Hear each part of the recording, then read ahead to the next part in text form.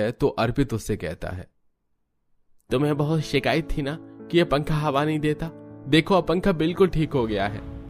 पंखा पंखा होता है और एसी एसी होती है। भाभी आप क्यों जिद कर रही हैं? दिशा भाभी और हमारे घर में बहुत फर्क है।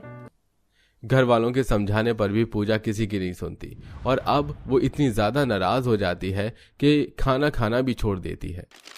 ऐसे ही एक दिन दिशा पूजा को फोन कर रही होती है, पर जब पूजा फोन नहीं उठाती तो वो खुद हाथों में शिमला मिर्च लिए सीढ़ियों से उतरती हुई पूजा के घर आती है।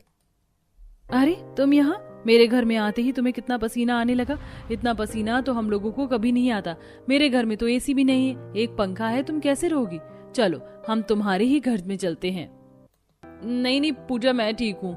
एसी की बहुत गंदी आदत लगी है मुझे। अब लगता है कि मुझे आदत छुड़वानी होगी, वरना ऐसे में तो मेरी तबीयत खराब हो जाएगी। वैसे मैं यहाँ शिमला मिर्च लेकर आई थी। अब तुमसे तो रोज रोज तुम्हारे हाथों की सब्जी नहीं मांग सकती, पर तुमसे सीख तो सकती हूँ। तुम अभी अभी अपने घर से सीढ़ियाँ उतर कर आई हो और पसीने से भी बेहाल हो, और ऐसे में इतनी गर्मी में तुम मेरे घर खाना बनाओगी? क्यों नहीं बना सकती? तुम अपनी दोस्त को खाना बनाना भी नहीं सिखाओगी? गुजरते समय के साथ पूजा और दिशा काफी दोस्ती और गहरी हो चुकी थी, इसलिए पूजा बड़े ही प्यार से दिशा को पंखे की हवा में शिमला मिर्च की सब्जी बनानी सिखाती है।